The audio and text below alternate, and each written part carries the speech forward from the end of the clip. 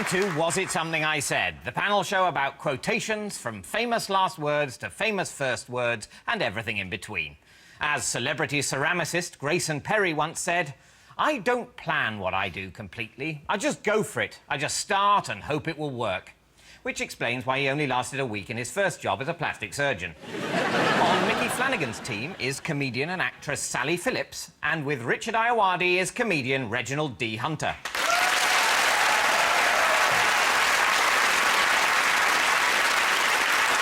And here to read out our quotations is a journalist, broadcaster and keen walker who once said, in Barcelona, I like walking down the Ramblas because I was there when terrorists had kidnapped some people in a hotel. I'm sure the hostages have much the same nostalgic glow in their hearts when they go back there too. Please welcome John Sargent.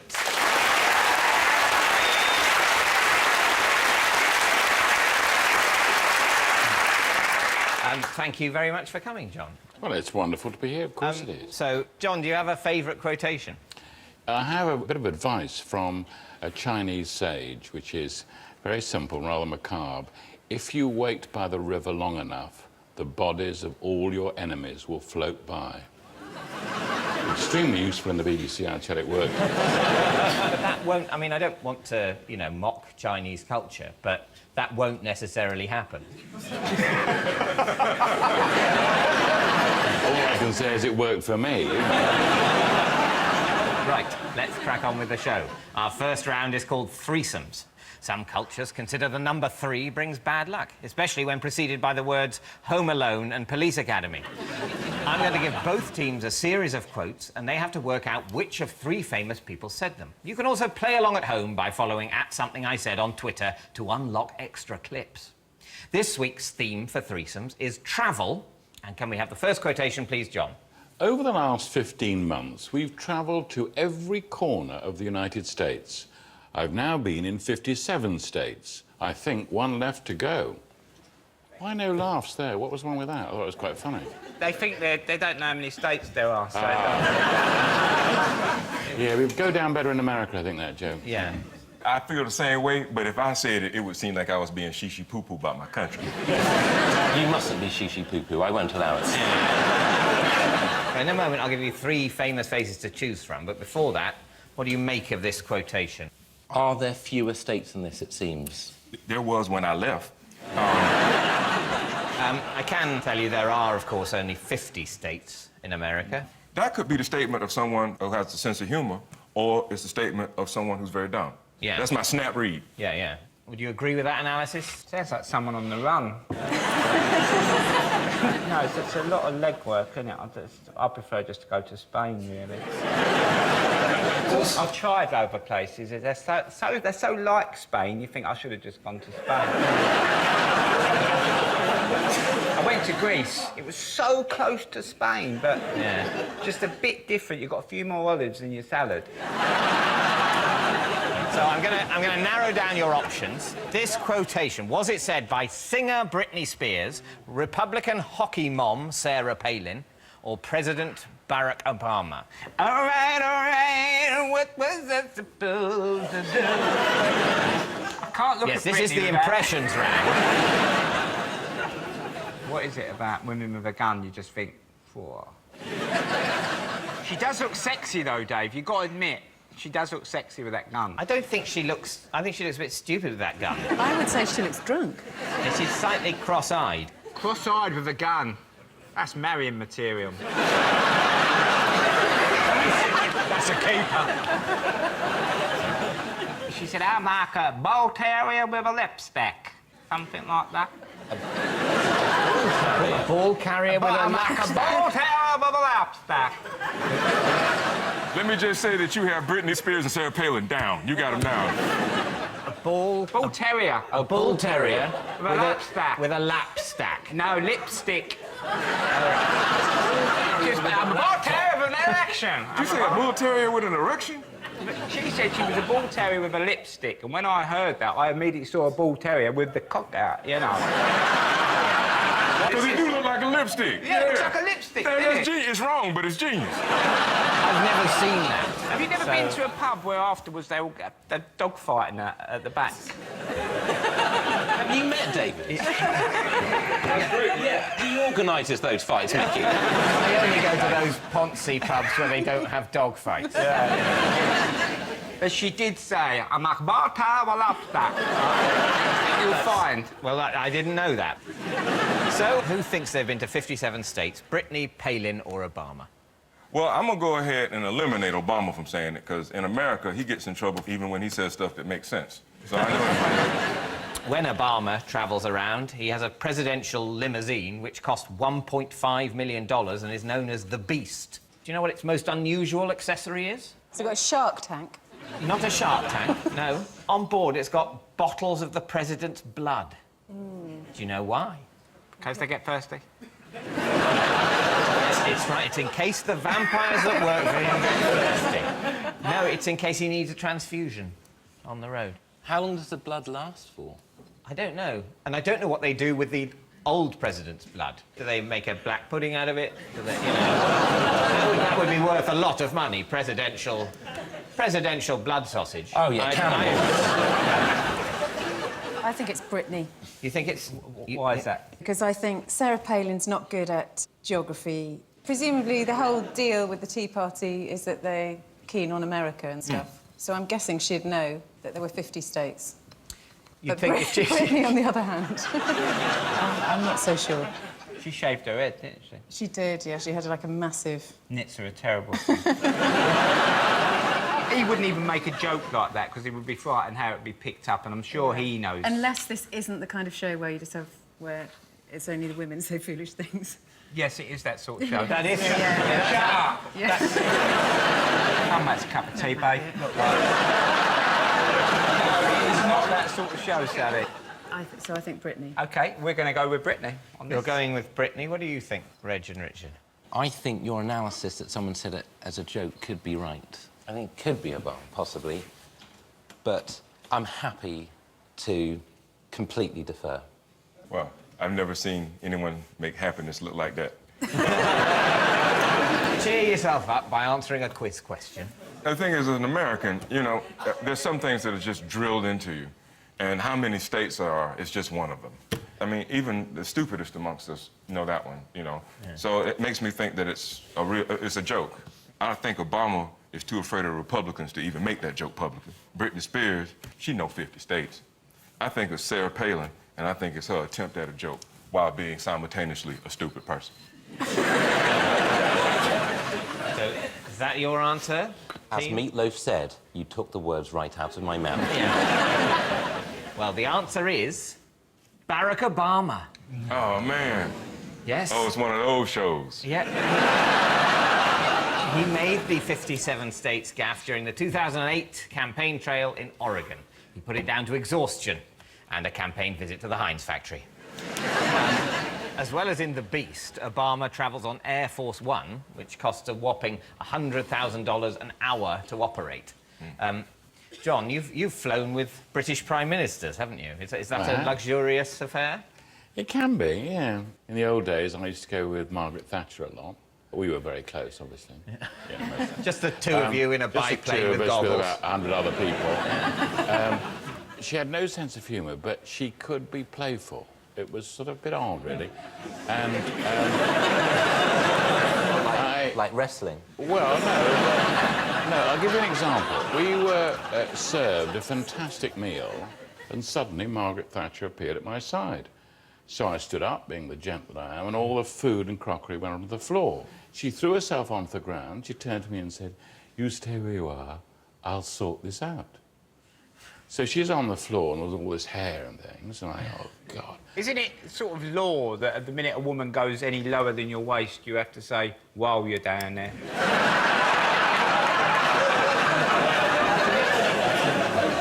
Is it possible that she got on the floor to sort of humanize herself to you? It may have been all sorts of complicated reasons, but I just thought, this is blimey. This is the Prime Minister on the floor in front of me. Why is that?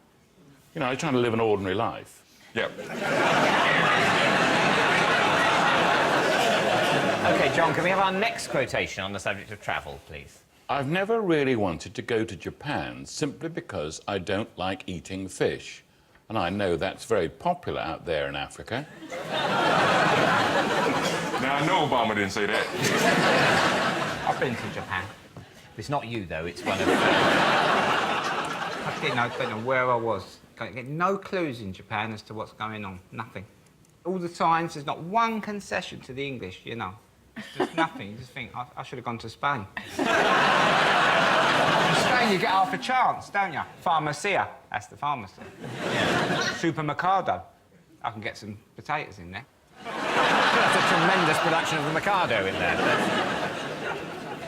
Just a bit of warning for people, Yeah. that's all.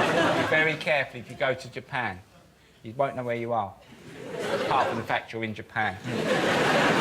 I've been to Okinawa, and I was Back me up, covering... then, John, back me up. I was covering an economic summit, and I was staying in the same hotel as the Prime Minister, Tony Blair. And I was standing in the foyer, and suddenly he turned up with all his entourage. They started coming towards me. And I thought, oh, God, what do I do now? I thought, well, I'm in Japan, so perhaps I should bow. So I bowed like this very formally, and a voice at the back shouted out, it was Alistair Campbell, "Lower, Sergeant, lower." I'll give you a clue. This person didn't get a passport till 2007. And, in fact, only a third of Americans have passports. Over the years, I've heard quite a few British people explain to me that only a third of Americans have passports. And when they say it, there's a tone of tisk, tisk, tisk. You better be glad. You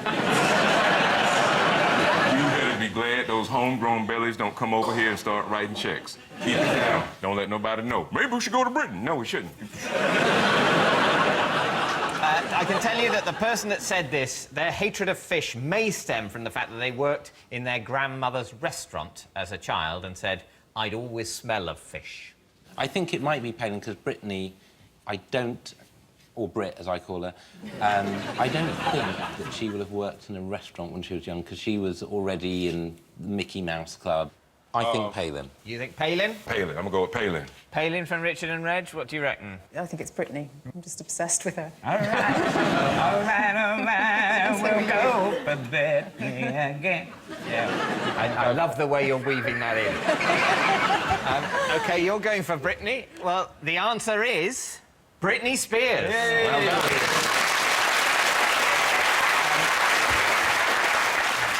So, at the end of our threesomes round, I can tell you that Micky's team is in the lead.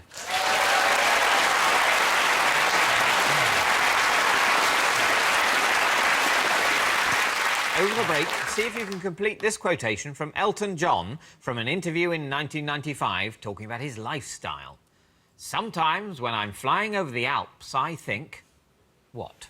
Feel free to tweet your answer to @somethingIsaid, and we'll see you in a couple of minutes.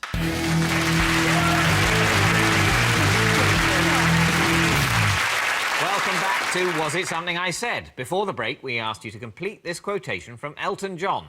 Sometimes when I'm flying over the Alps, I think... What? I'll buy the Alps. Sometimes when I'm flying over the Alps, I think, this ain't right, I'm going to Edinburgh. I'll give you a clue. It's about drugs. The snow on it's like the same amount of cocaine I've taken. Richard's right. What? Richard, you were right. John, can we have the full quote, please? Sometimes when I'm flying over the Alps, I think, that's like all the cocaine I sniff. Elton went on to say, we once tried to figure out how much money we spent on coke and alcohol. We were so disgusted that we stopped. He doesn't specify whether they stopped boozing or stopped counting. Do you know how often he says he took cocaine in particular? Every month. Even more often than monthly. Every 20 minutes. It was every 4 minutes. 4 minutes? Every Yeah. 4 It's hardly minutes. worth leaving the toilet. Elton John said in an interview with Piers Morgan, "This is how bleak it was. I'd stay up, I'd smoke joints, I'd drink a bottle of Johnny Walker, and then I'd stay up for 3 days, and then I'd go to sleep for a day and a half, and then go and do the whole thing all over again. That is how tragic my life was." And then it got even worse. He had to do an interview with Piers Morgan. Time now for a round called Keywords. We give our panellists keywords from a famous quotation which they should know, and they have to try and remember the actual quote word for word. Basically, they get a couple of words from the full sentence and have to try and guess the rest. A bit like ordering food from a menu in France. I'll give the points to whoever's closest to getting it completely right. OK, this is perhaps the most famous football quotation of all time, uttered by Eric Cantona at a press conference in 1995. As your first clue, John, can we have 2 keywords, please? Seagulls and trawler. Can I just say, Yeah. I'm out of this round. Does that not even ring a bell? No. No, because I don't like football. You Yeah. know, I wish it didn't exist. But even I am vaguely aware that he said something involving seagulls and trawler. No, I've dedicated my life to tuning out stuff said How? by men like this. How have you avoided it? You just avoid it. Reg, are you at all aware of this man having made a seagulls trawler remark? I'm not even aware of this man. Sally, you got your hand Is up. it seagulls are smaller than a trawler? I mean, that's undoubtedly true. I haven't got a clue about it either, to be honest with you. This doesn't ring a bell for you either. I don't watch hockey. No, I accept that I sort of know who he is. I know he's a famous French footballer who came to play for Man United. Most famous for kicking a man in the face from the touchline. And then afterwards, I think they said to him, no, no, no, Eric, no, no, no. No, no, no, kicky in the faces. John, next keyword, please. Right, here we go. Sardines. There you go. OK, so I know, Richard, I know I put you in an impossible position. Just some sort of guess. Spoil your ballot paper. All right, my collection of various novels of Jonathan Livingston Seagulls were trashed in an unfortunate tomato-based sardines accident while I was playing with my trawler in my luxury bath. Micky and Sally, what's your answer? Apparently, he sort of made this speech saying the words along the lines of, you know, equating the journalists with seagulls that would follow the trawler as the sardines were thrown to them like they were like they were vermin or something. Something along those lines. Let's have the full answer then, John. When the seagulls follow the trawler, it's because they think sardines will be thrown into the sea. Thank you very much. You almost had it. I'm going to give you a point.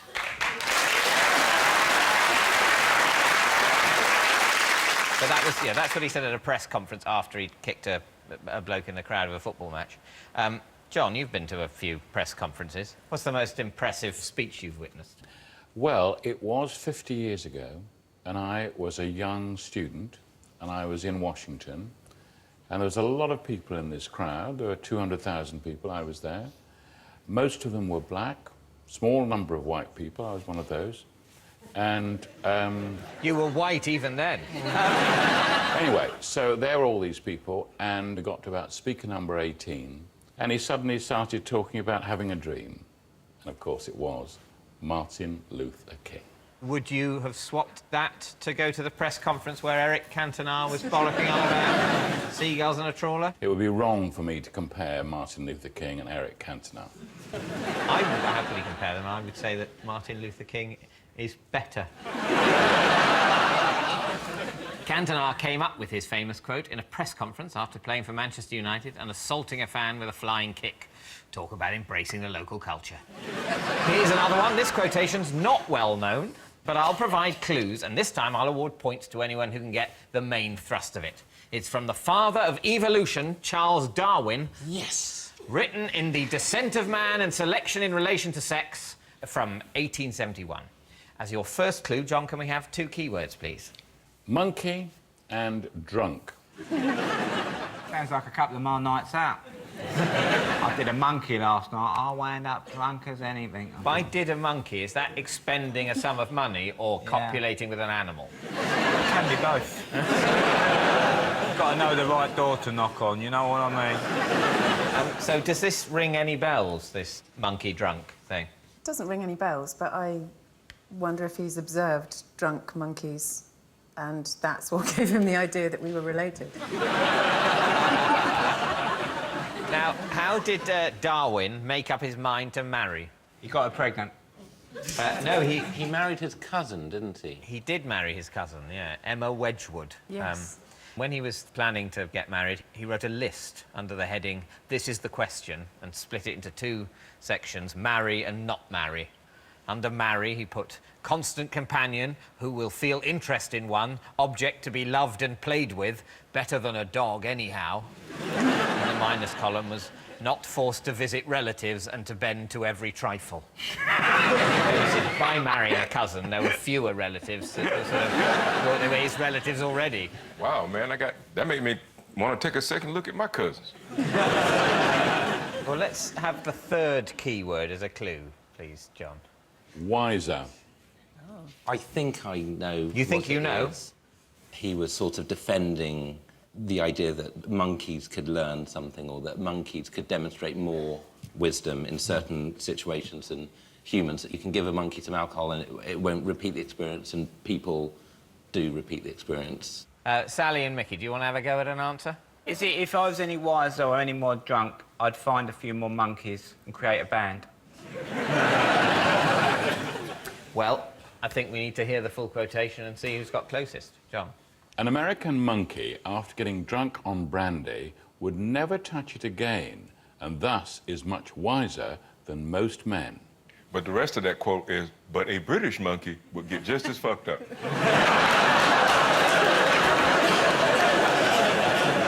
Richard was almost entirely right. Hey!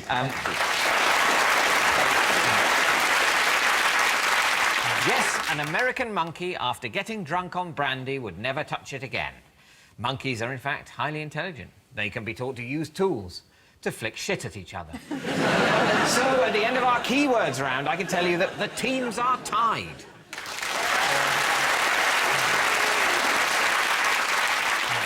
Over the break, see if you can complete this quotation from Dolly Parton from an interview in 2002. People always ask me how long it takes to do my hair. What? Feel free to tweet your answer to @somethingIsaid, and we'll see you in a couple of minutes.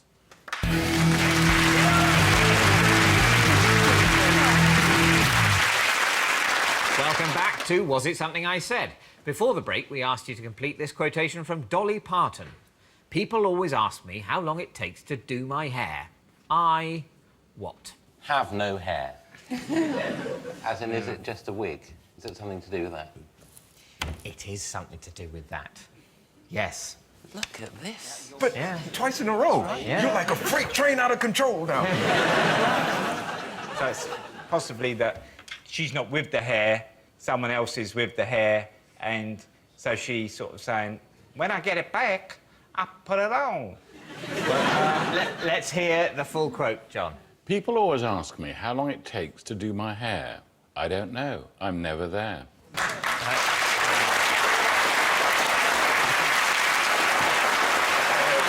now think you got there between you. I think you got the concept of the wig and you got the not being there, so it's a point each. She also said, if I have one more facelift, I'll have a beard. She's really funny. She's sort of brilliant. Different performers prepare their hair in different ways. Dolly's is bleached, backcombed and sprayed. Bruce Forsyth's hair is simply dipped in Lucozade and dried in a toaster.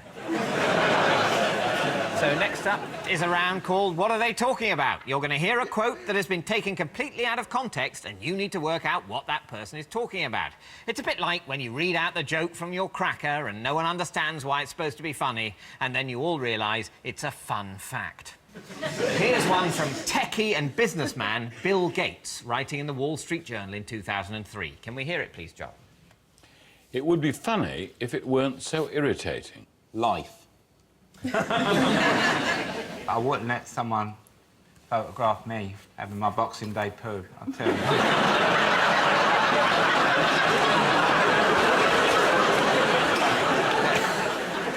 Is it that draft excluder that you put on the edge of the door and it always comes away a bit at the top after a little while? And no matter how many times you push it up, it just flaps down. Yep, that's right. That's what he was talking about. Yes, he was talking about that sort of draft excluder. Inside the door on the top bit, it always comes away. Billionaires have these problems too. Next round. No, it's not that. This is something he encounters on a daily basis, but it is arguably his fault. Is it because every time he goes onto Facebook, the entire margin is covered with lose your belly fat adverts? Is it about the amount of spam that you get on computers? That's what it's about. Can we have the full quote, please, John? I receive a ton of spam every day. Much of it offers to help me get out of debt or get rich quick. It would be funny if it weren't so irritating.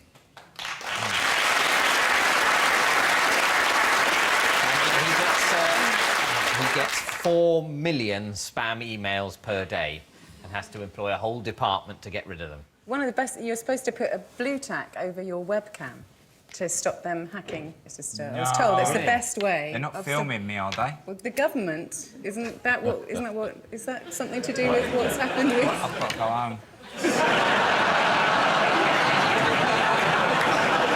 Now! John, do you know where the term spam came from? No, it doesn't relate to that dreadful meat we had in the 1940s, is it? Indirectly, it relates to that. It comes from the Monty Python sketch, where they all sing spam, spam, spam, spam. The word spam is used to drown out what the people are actually trying to say to each other. Although I don't think what the other characters are saying in that sketch would be worth hearing. Actually, it's the saying of spam. That's the point of the sketch. Makes it I funny. think it's rather perverse to watch that sketch and say, I wish those Vikings would stop singing spam so I can hear what everyone else is trying to say. Imagine being really irritated by it. I can't hear what they're saying. It'd be like watching a film and you've got, whatever, George Clooney and someone having a scene at the front. I want to hear what the other people in the restaurant are saying. This is all very well and funny, but I just can't discern what the discourse is. Yeah. What are they talking about in the kitchen? This is ridiculous. So, at the end of our What Are They Talking About round, I can tell you that Micky's team is in the lead.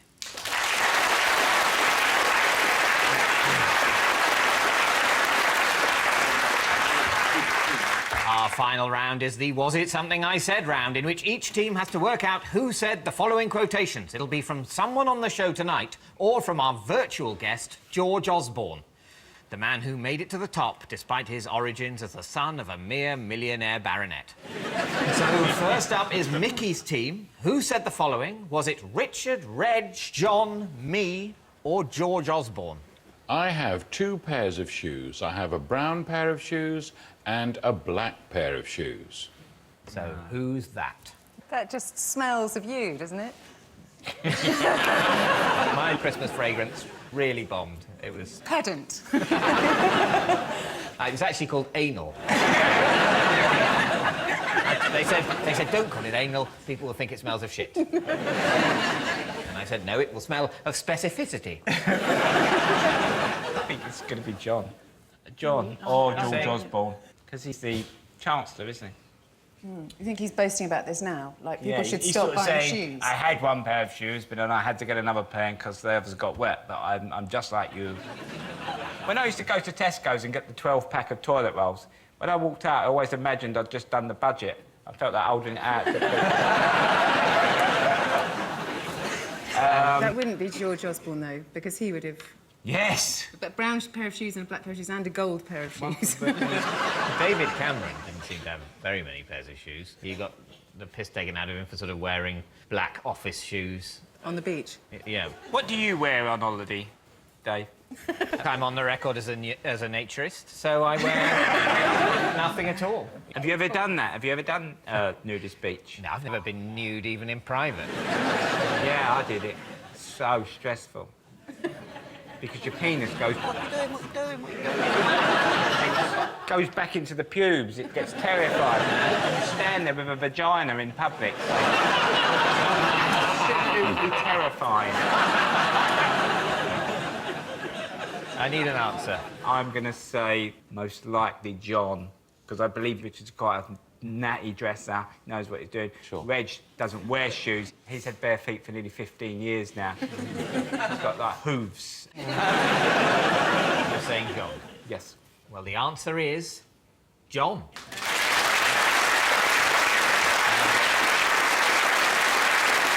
It's a bit embarrassing, this, isn't it? I mean, all your comments give the impression whoever said that's an idiot.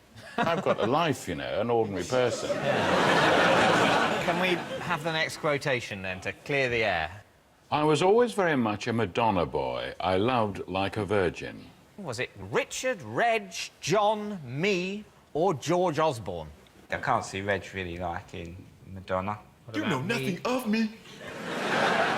I can't really see John sort of like a virgin, touch for the very first time. Oh, I love this one. What about George Osborne or me? That could Trying to be so cool. be George Yeah. Osborne. And it was his era, wasn't it? Cracked it. That's it. George Osborne. Giorgio. Well, the answer is George Osborne. Yes. Well done. This was in an interview with the Mail in 2008. He was responding to the question of who is his first pop star crush. When he was then asked if Madonna would be the one star he would like to have a night out with, he replied, "My wife would tell you my answer would be Keira Knightley, and she'd be right. And then she'd probably hit me." So, if you want the image of George Osborne masturbating over pictures of Keira Knightley, there it is for you. So, next up, Richard's team. Who said the following? Was it Micky, Sally, John, me, or George Osborne? We lived in a grotty house and survived on pizzas and KFCs.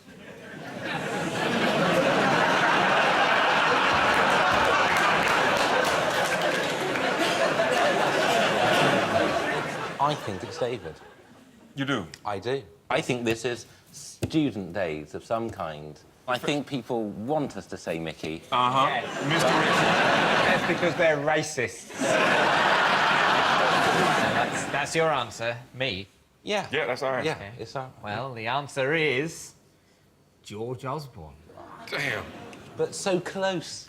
Thank you very much. Talking of his student days, he said, "I grew my hair long.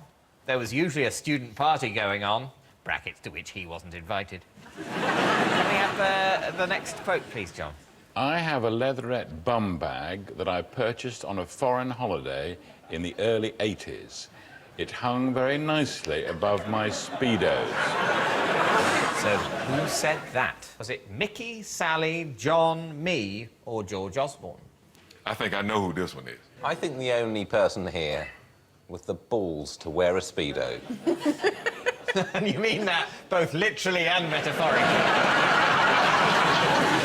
think it's Flanagan. Yep, me too. You saw what happened on the last round when everyone thought I lived in a grotty house and grew up on pizza. People are wrong. Yeah, we went the other way. We knew it was misdirection. Yeah. Detective here figured that out. But I know how much you like leatherette items. I do like leatherette.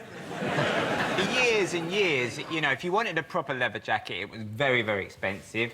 And then you got a leatherette jacket, which looked like leather, but was much cheaper.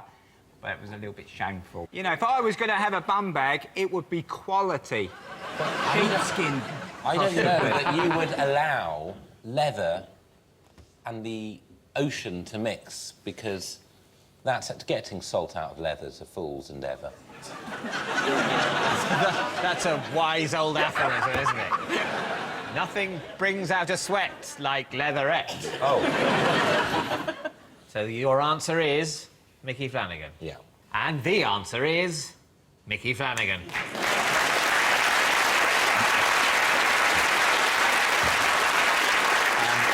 So do you still sport the leatherette bum bag?